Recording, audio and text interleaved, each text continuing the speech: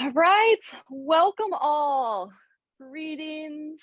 Hello, hello. Thanks for joining us today at the NCPEID Adapted Physical Education Collaborative. This is our second year and our first session. So we are very excited to have you all join us. I'm going to go ahead and share my screen.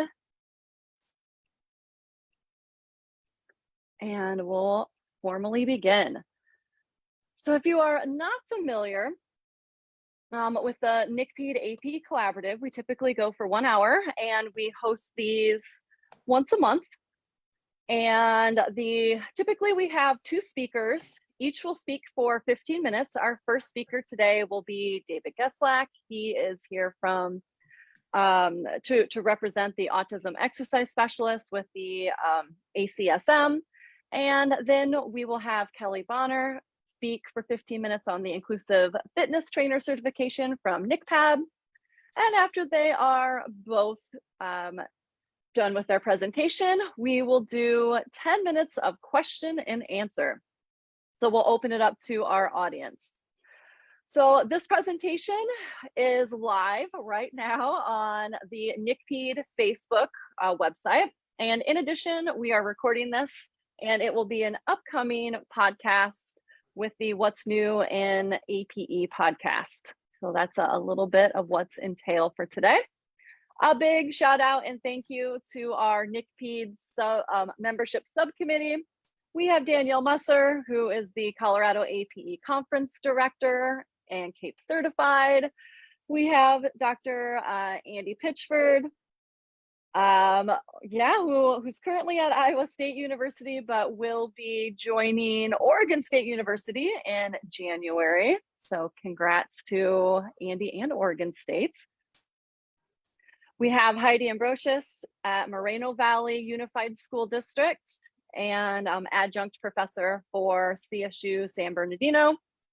I'm Dr. Melissa Bittner at CSU Long Beach. And we have Lainey Case, who I need to update that, my bad. She is now at Chico State. So thanks again to our membership subcommittee. Without further ado, we will go ahead and introduce our first speaker, David Geslak. He is the founder and president of Exercise Connection. And as a fitness coordinator at a school for children with autism, Coach Dave experienced firsthand the challenges of teaching exercise. And by understanding that autistic students learn differently, he developed a system that's become, really a breakthrough in effectively teaching exercise using, several different evidence-based practices. Many universities, including ours here at Long Beach State, have incorporated his program into their adapted PE or special education programs. And as a pioneer in the field, Dave has given many insightful and inspiring presentations, seriously all around the world. He's a published author, writes autism and exercise research articles, and has created the award-winning Exercise Buddy app. So at this time, I will pass the baton over to Coach Dave. Welcome. Hello. Hold on. We'll stop sharing. Do you want to continue? Yes, hold on. Sorry. I am going to do this. And in the chat, if everyone who's joined us today, if you'd be so kind to introduce yourself. Welcome. Where are you from? Where do you teach?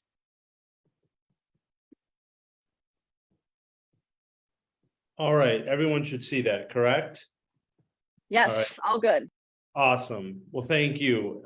It's a pleasure to be here. I know many of you through just working in the past, and yes, some of you using our programs. We're obviously very thankful. I got introduced to NCPEID, NCPEID. I think it was many years ago through Megan McDonald. And to be honest, I know there's a lot of higher ed professionals and APE professionals here, and you guys kind of embraced what me and my team were trying to do, and I was nervous, but because I don't have an adaptive PE background. My background is exercise science. I'm a degree in health promotion. I'm an ACSM certified exercise physiologist, as well as a strength and conditioning specialist. And just happened to fall into working with autism 18, 19 years ago. And the long story short is a dad brought me his son and he said, can you teach him sports, but he can't skip. And I was more intrigued in the skipping piece because I had learned in my undergrad that a neurotypical child who could skip could read better than a child who cannot. So I use the strategies that I learned as an assistant strength and conditioning coach at Iowa football to break down the skipping pattern. And I was able to get him to skip in 4 sessions when I had come to find out the parents had been trying for years. So that moment not only impacted his life and his family's life, but it changed my life and my career path. Fast forward 18 years now, there is no question in my mind that the APE teacher, the PE teacher, developmental therapist, the OT, the PT, they all played, and we all play a role in helping these kids physically and cognitively and emotionally develop. But there is no question that they all played a role. I did just teach him differently, and I just came from it from my, in some, we would say, a different perspective and looking at him and his movement patterns differently. So that's how I fell into it. You've kind of heard already what I've done thus far. So I am here to talk about the Autism Exercise Specialist Certificate, which began in 2018 with the American College of Sports Medicine. I, no joke, chased the then CEO around the country for years, educating about not only helping this community, meaning the fitness world, but also telling him about what some schools, not all schools, were essentially failing our children. And meaning that they weren't offering adaptive PE or quality PE or adapted PE programs. And as many of you know, we know that a lot of physical or adapted physical education professionals don't get the time, or the professors don't get the time to teach them all that they can. I've come to learn, right? You guys are challenged with meeting various different levels of the curriculum. So this is something that I wanted to do, not only to help the fitness world, but hopefully even help other special education professionals, not just the PE and the APE world. And we were able to do that. This course wasn't just built by me. This course was built by me, Amber, a former special education teacher, and Mary, who is also not only a school-based physical therapist, but also a mom of a child with autism. So we had a very diverse team, again, put this content together. And you can see the certificate review professionals. One probably many of you are aware of, Dr. Poletic, but one that I'm excited about that's doing some research, not just with our products, but more importantly, exercise in general, is also Laura Bassett, who's a associate professor of special education, and she's a BCBA. So I think that's just great, again, that she's doing research on exercises and intervention in that ABA world. So who qualifies to earn this certificate is obviously the fitness professionals, but really as I pushed and educated ACSM, is really all the special education professionals. We find that about 40% of the people right now earning this certificate are physical or adaptive physical education teachers. Now, just so you guys know, over the last couple of years, we also, the students in these respective majors can also earn this certificate. And Dr. Bittner, Scott, I don't know why I'm blanking on his name, Sean Healy. Sean Healy and Scott McNamara also did a research study on our modules. That's the first portion of the course. And I am not in the higher ed world, but I think the 0.031 and the 0.001 is good stuff. So it's all positive. But now Scott and Laura Bassett, I think they're in the process of submitting for another research study on the workshop portion. So we're very excited and thankful for that. So it's a two-step process to earning the certificate. The first step is the online modules. That's always been the case. 5 webinars with exams, 2 research studies, and this is valued, 2 research articles, with exams.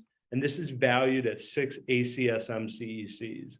Now I say that because in ACSM, 1 CEC is equal to 1 working hour. And then we did adjust, it started as an in-person workshop. Due to the pandemic, we adjusted to make it virtual. It really challenged us as an organization to create content and keep everyone engaged. But I'm happy to report we've had great surveys, and it did challenge us to adapt the content. So we've added more case-based learning virtually, but we also now in our in-person, it's a lot of case-based learning. And again, this is valued, I missed it there, but it's at 6 CECs. So in total, the students or professionals are getting about 12 hours of education. Over the years, we've now, for the fitness world, we've had this approved by these various fitness organizations. Some of you may be familiar with. The 2 in the bottom right are CanFit Pro and CSEP. CSEPs, those are in Canada, and CSEP's like the ACSM of Canada. Since we started, we've had these universities host the workshop. And like Wisconsin and Oregon State and Texas Women, their graduate students have made this a part, and I believe they're also a part of a federal grant that you guys know more than I do, but their graduate students have earned it, as well as this summer their University of Kansas Autism Research Team, their whole team went through the course. I'm really excited to share this with you is that Aurora University, a smaller university outside here of Chicago in the western suburbs, this is officially a university course. It's a 1 credit hour, 8-week blended course. They take their modules, and then on the final week, we come in and do the workshop. It's offered to the students of those respective majors: PE, exercise science, and therapeutic rec. The course is paid by student or financial aid, and it's a block payment system, which you guys probably know more than me, but basically what I was told is students they're not paying more if it doesn't put them over their 17 credits.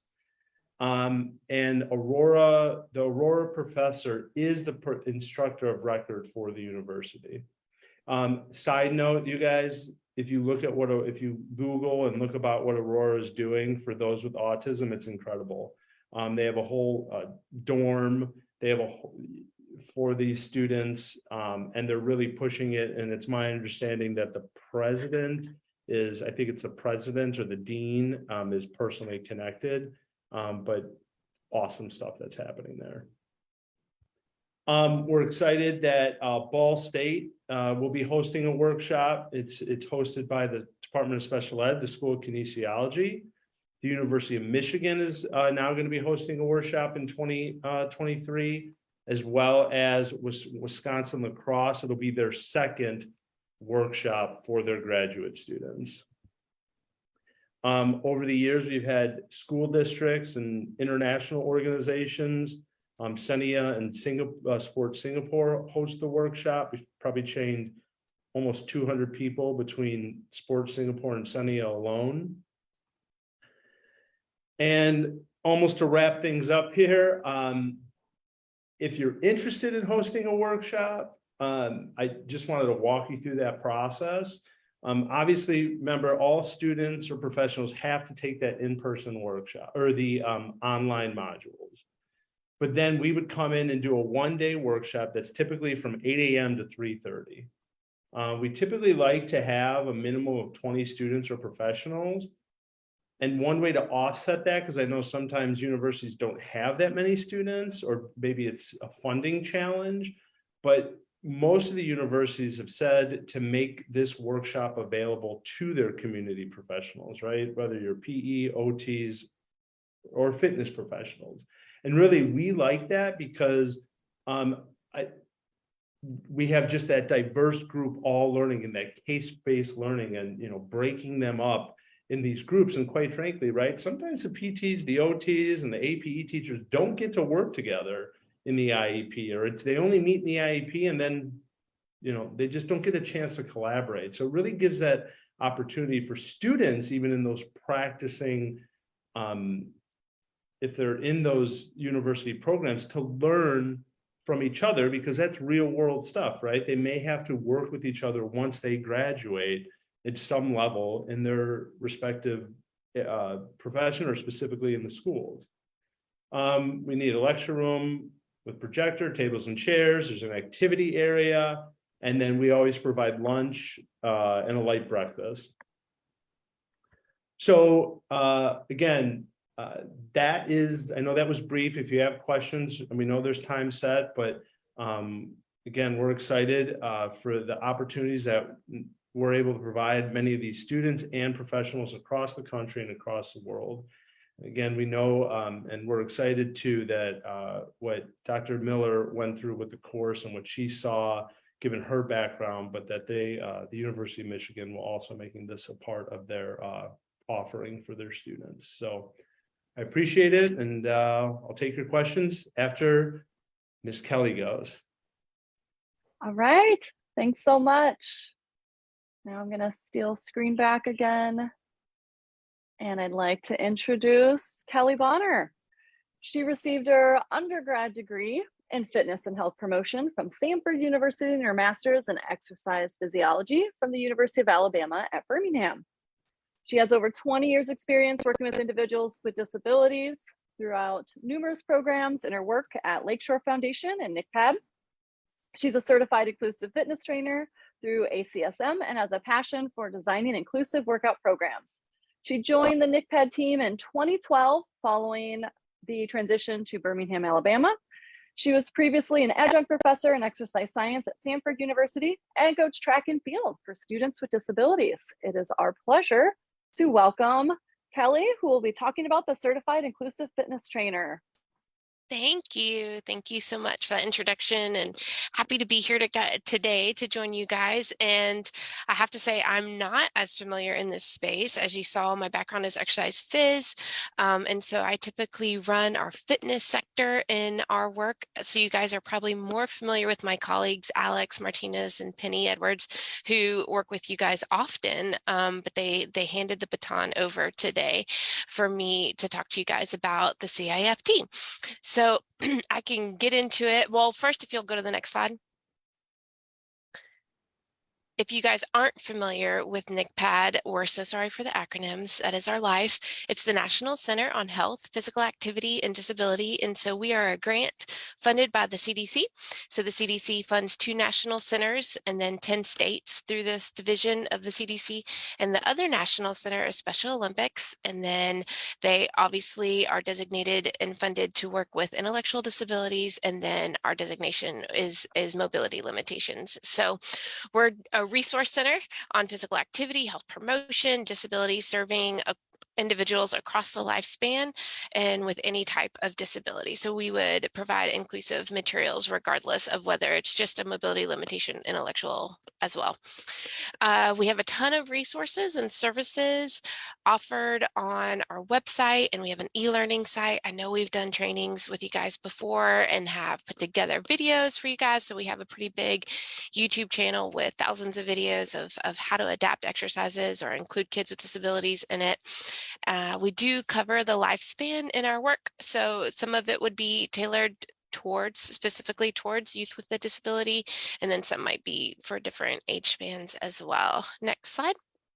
And we just think that the work is so important because it's the people with disabilities are the largest minority group in the US, right? So 1 out of 4 individuals in the US have a disability. And so when we talk about education, or for the CIFT in the fitness space, when you aren't serving people with a disability, you're just missing out on a huge potential client pool for, who could be in your facility and paying membership and all that kind of stuff. And all of you as APE teachers would know this space. Next slide. So during the pandemic, we were asked to create a survey to find out, like, what does it look like right now? What is the current feel out there for people with disabilities in participation in the fitness center? And it wasn't very good. So we did this study. Our director did a study very similar to this about 20 years ago, and not much has changed. So in our study, we found that 81% of people with disabilities say they do not feel welcome in a fitness space. So that's a huge number, right? That's not like 50%. That's not like, oh, a couple people don't feel excited. That's like almost everyone says, I'm not going to a fitness center because they don't know what to do. Next slide. And when you look at the rest of the statistics, we saw that 73% said they don't believe fitness facilities are accommodating, so they're not inclusive, they're not accessible to them. 90% of participants don't believe fitness personnel are adequately trained. That is the CIFT in a nutshell, right? So 90% of fitness professionals do not know how to serve individuals with a disability. And then lastly, 84.3% do not believe fitness programs are inclusive of people with a disability. So by programs, you're looking at like silver sneakers or a spin class, or, like a designated like kind of curriculum going into that. Next slide. And so that was really the emphasis and the purpose driven behind the CIFT. So we created the CIFT initially in 2009, a very long time ago. So the initial version of it was created before I started working for NCPEID, but uniquely enough, the NCPEID used to be located in Chicago, and I work at Lakeshore Foundation. Our offices are at Lakeshore Foundation, which is an Olympic and Paralympic training site, and we operate similar to a gym like a YMCA or a Lifetime Fitness, something like that, but you have to have a disability or be a family member of someone with a disability or a chronic condition in order to be a member here. So we primarily serve people with disabilities across the lifespan. So when you can go back, sorry, when NCPEID, can you go back? There you go. Great. When NCPEID created the certification, they came to Lakeshore to pilot it. So I did get to pilot the very first version of the CIFT. And just this past year, we've created a new version. It's not out yet. It's still waiting on the legal side of things. It has been created, but not out yet. But basically, the certification just exists so that we can change those numbers, right? So that those stats change. And 10 years from now, when we do that survey again, it'll look a whole lot different.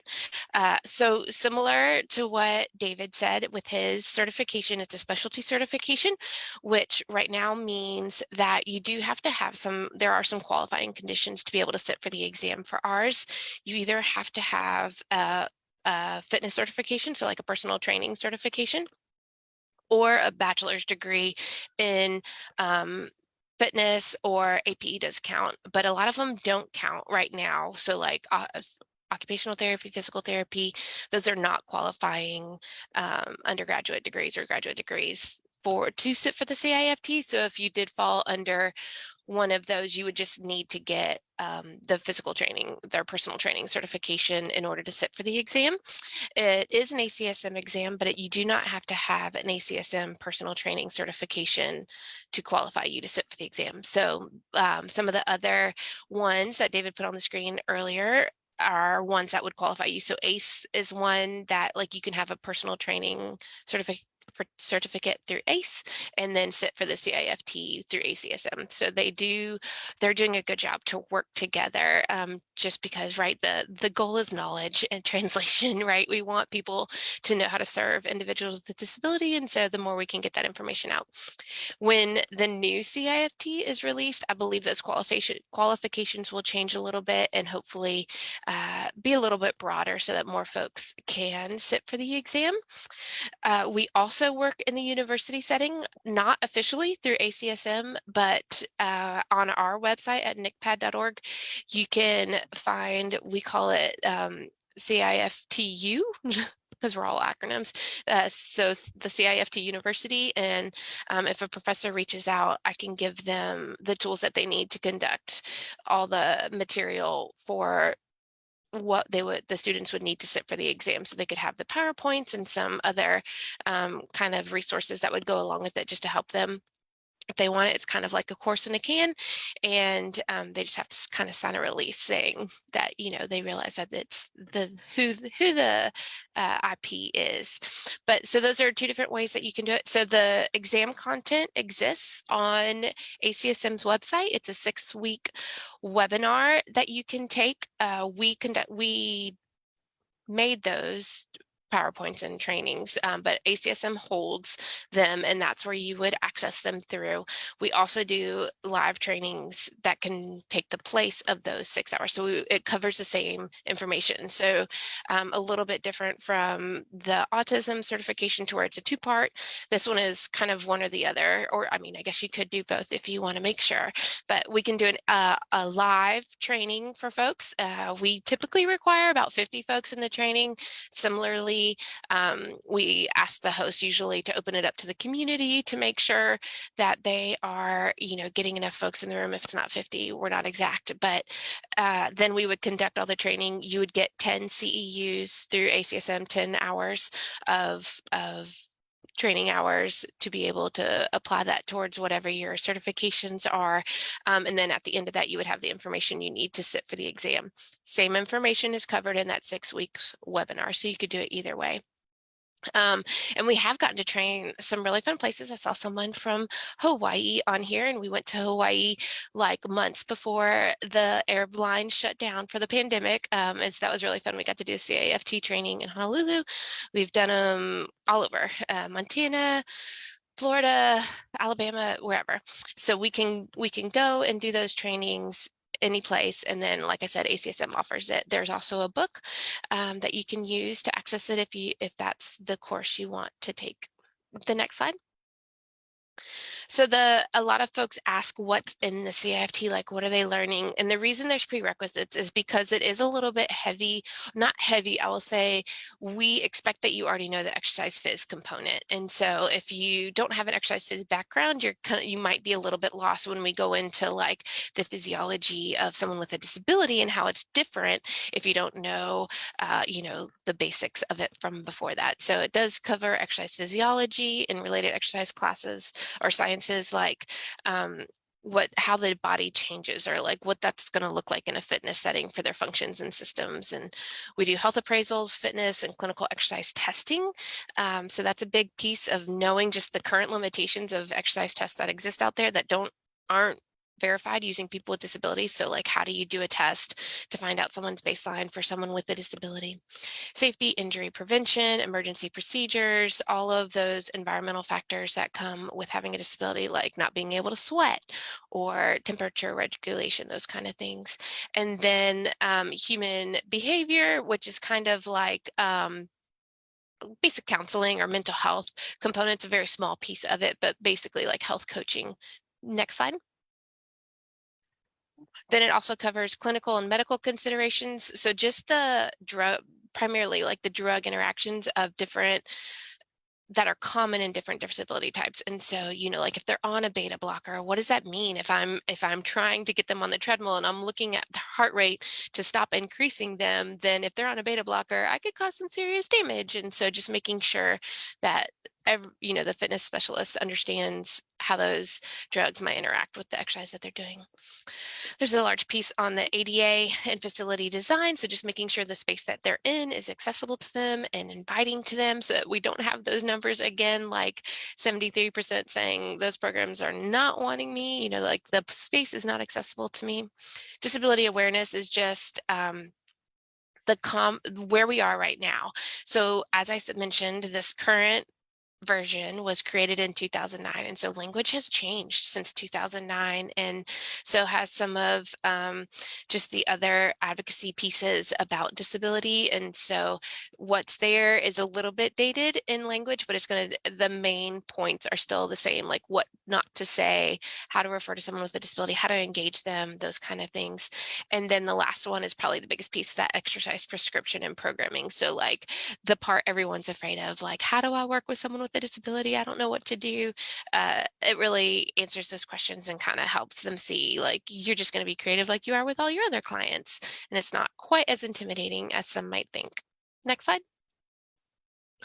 So these are the fees of the exam costs. So if you're a member of ACSM, it's significantly cheaper. We did work with ACSM to lower these prices because we didn't want the fee to be a limitation, and we were adamant that people with a disability could also access these trainings. So they are fully inclusive in every sense of the word, that not only do we cover all disability types in the training, but we want all disability types to be able to take the exam themselves.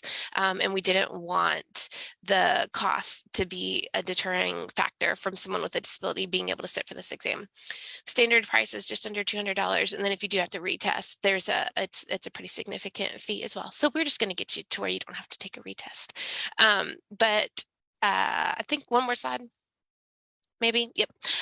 So happy also to answer any of your questions. I'm excited about the new version just because it's a little bit updated and a little more practical application, I feel like, for folks. Like I said, we weren't all here when the first version came out, and it was completely unheard of to have an adapted fitness certification back in the early 2000s, right? And so it was groundbreaking back then, and now it's ready for a new face. But happy to answer any questions folks have.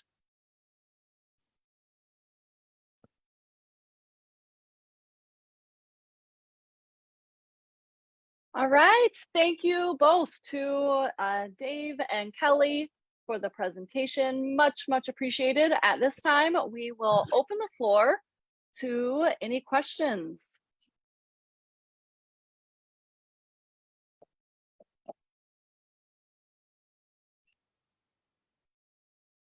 I'm also watching on Facebook to see if there's any questions popping up there. Dave, could you give a pitch for when you are doing your next workshop? You said it was out in New Hampshire? No, actually, I think the next one is in Maryland, and I think that's the last in person of this year, but we do have a virtual option coming up in December. We've had, I know we have a lot of professors here, but we've had a lot of professors kind of take it virtually and then go through the course, like the professor from Michigan, and then she wanted to offer to her students. And I think we try to keep that active demonstration going in our virtual course, but it is definitely more impactful, more meaningful when we're working together in small and large groups, especially when we're trying to teach movement and breakdowns and stuff like that. Great. And Dave, if you wouldn't mind in the chat putting a link to how to sign up to that worksheet or workshop. And Sure. Kelly, same with you all. When is the next inclusive fitness trainer workshop? Yeah, so we only do ours by request. So if we don't get a request, we don't initiate them ourselves. I got a request yesterday, potentially for one in Seattle. But we are open. And so, like I said, that's all on our website, and I'll put that link in there in just a second. Primarily comes through universities. Occasionally not, like some VA grants or other things like that might bring us in.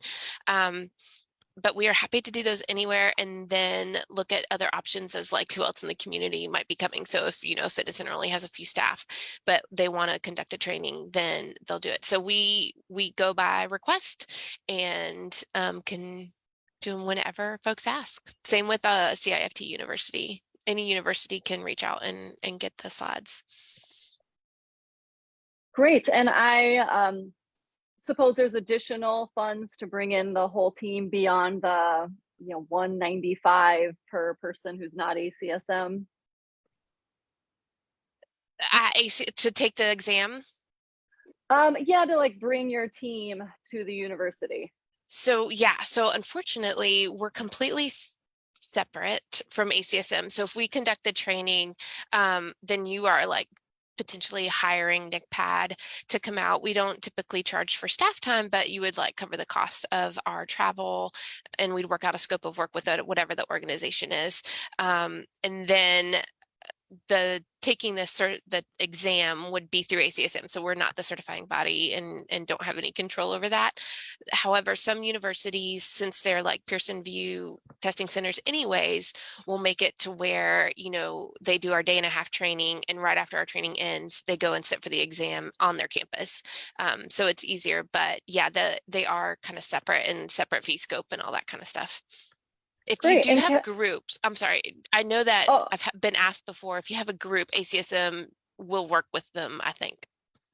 Great. If you could also put that in the link with regards for any higher ed faculty to bring NCPEID to do that workshop, that would be great to have that information in the chat. Great. Other questions?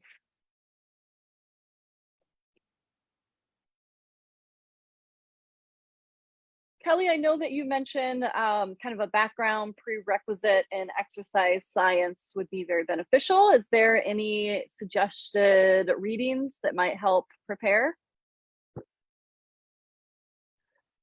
That's a great question. The hardest thing, I think, when we get PE teachers sitting for the exam, I think the sciencey part, to be super technical, is the hardest part. So all those exercise phys terms, particularly when it comes to like testing, that's probably what the pieces that they struggle with the most. If you guys are working with people with disabilities and you are seeing them on a regular basis, like I really feel like it is very basic knowledge, and you are going to fly through the disability component if this is what you do on a regular basis.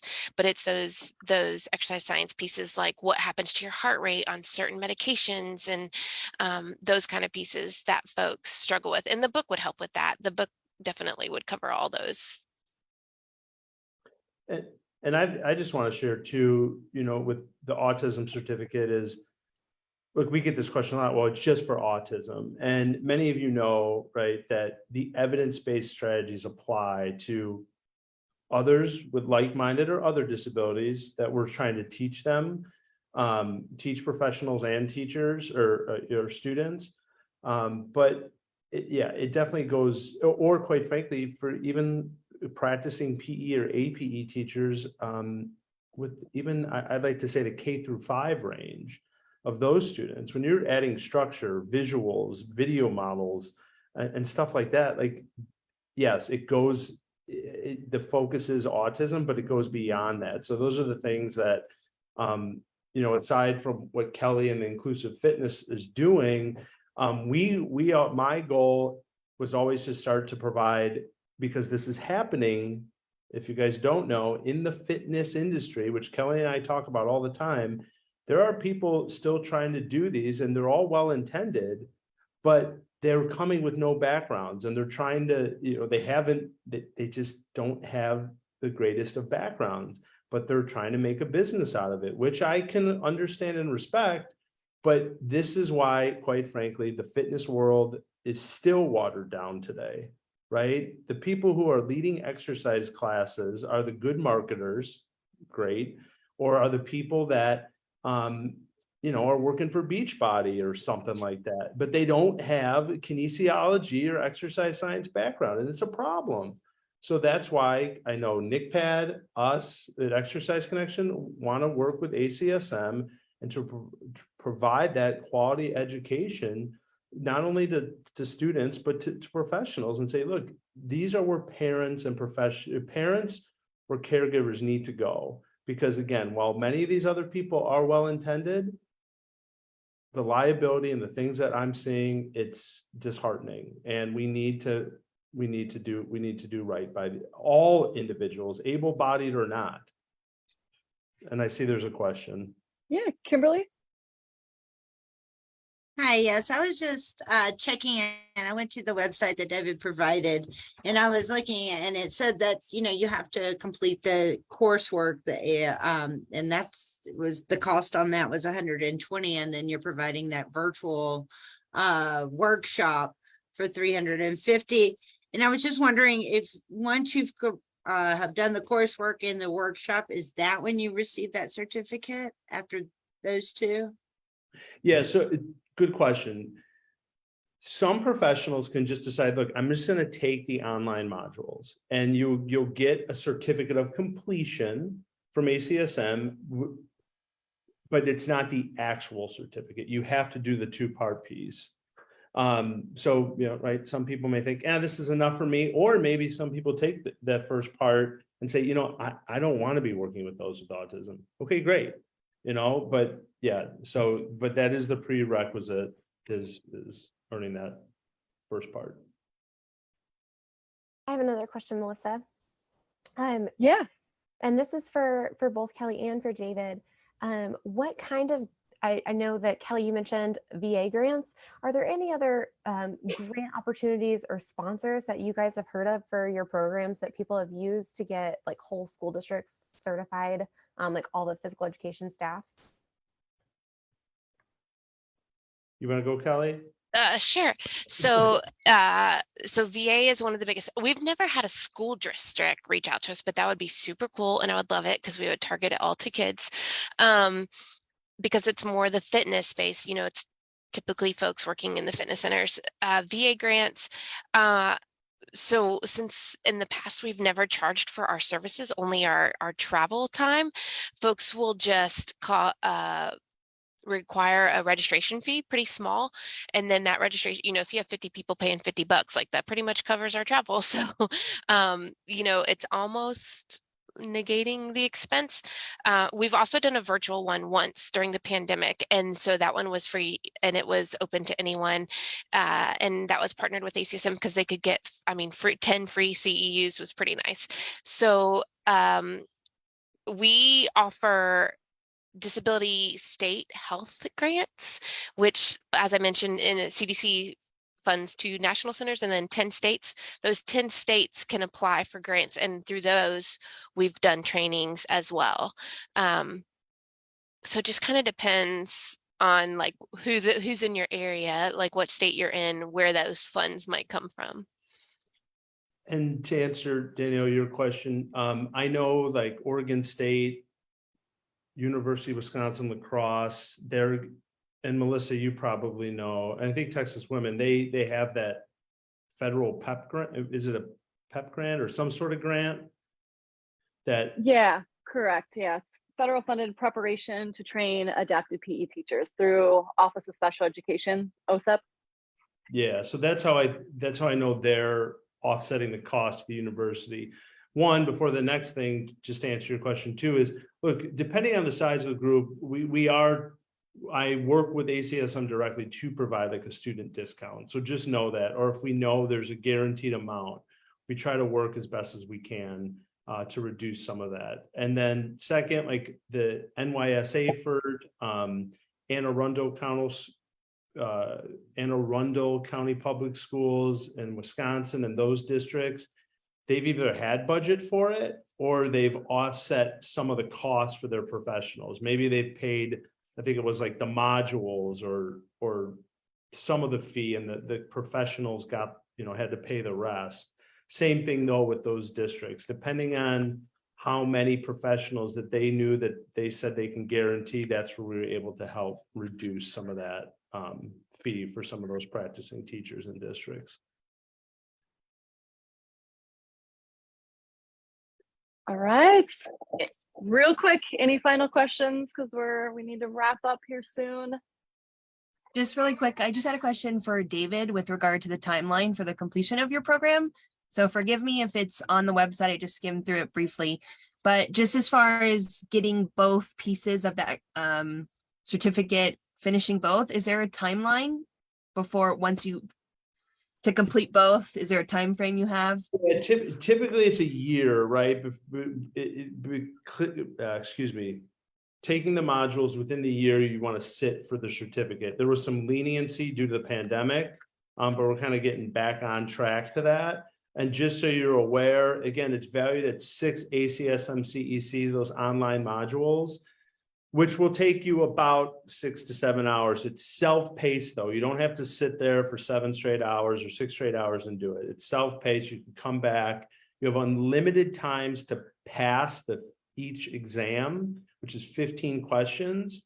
That's just ACSM protocols on that side. But yeah, so that's how the modules work. Self-paced, about 6 hours to complete. All right. Thank you both. In the chat, I have suggestions for future NCPEID APE collaboratives. If you have a great idea, would like to hear about a topic or from a particular person, you can put that suggestion in the chat. I know this topic was one of the future suggested topics last year, so we were able to bring them on. Our next NCPEID APE collaborative, we don't have the specific date and time yet. We know it will be late October, but it will be the bookends in APE, as I like to refer it to. We're going to talk about preschool and post-secondary transition. So we will have Heidi Ambrosius on to discuss preschool adapted PE. She is in Moreno Valley Unified School District in California, and Steve Egrich from School District of Holman in Wisconsin, and he will talk about post-secondary transition. So again, that information will be coming soon on the specific date and time. And I also know, since we've got a minute or two left, Danielle Musser wanted to give a quick pitch and update about the Colorado APE added authorization certification. Yeah, so Colorado is in the midst of getting additional endorsement added for APE. So that is super exciting. The final comment on this legislation is due by Friday. So I will add into the chat. Oh, perfect. Melissa beat me to it. So if you believe that having highly qualified teachers leading adapted physical education is important to you, I please use the links to write on there your thoughts on that, because that will help us get that additional endorsement in Colorado.